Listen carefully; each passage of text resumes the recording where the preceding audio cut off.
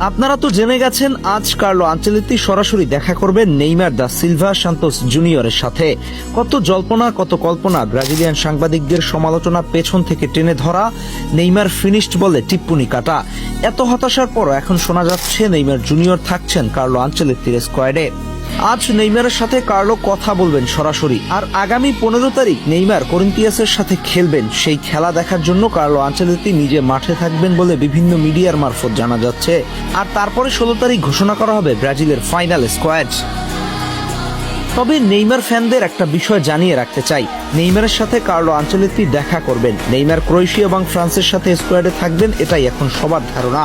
কিন্তু কেউ যদি দেখেন নেইমার ক্রোয়েশিয়া কিংবা ফ্রান্সের সাথে স্কোয়াডে নেই, তবু আপনারা ভরকে যাবেন না বা কার্লো আনচেলত্তি নেইমারকে মাইনাস করার কথা ভাবছে এরকম কথায় কান দিয়েন না। কারণ নেইমার ফ্রান্স এবং ক্রোয়েশিয়ার ম্যাচের সাথে থাকবেন কিনা স্কোয়াডে, এই সিদ্ধান্ত নেইমারের সাথে কথা বলেই নেওয়া হবে। নেইমার যদি নিজে মনে করেন তিনি এই দুইটা ম্যাচ খেলবেন, তাহলে তাকে রাখা হবে। আর তিনি যদি মনে করেন এই দুইটা ম্যাচ না খেলে আরো প্র্যাকটিস করে নিজেকে সরাসরি বিশ্বকাপের জন্য তৈরি করবেন, তাহলে সেটাও নেইমারের সিদ্ধান্ত। তাই আপাতত খুশির খবর এটাই যে নেইমার থাকছেন বিশ্বকাপে।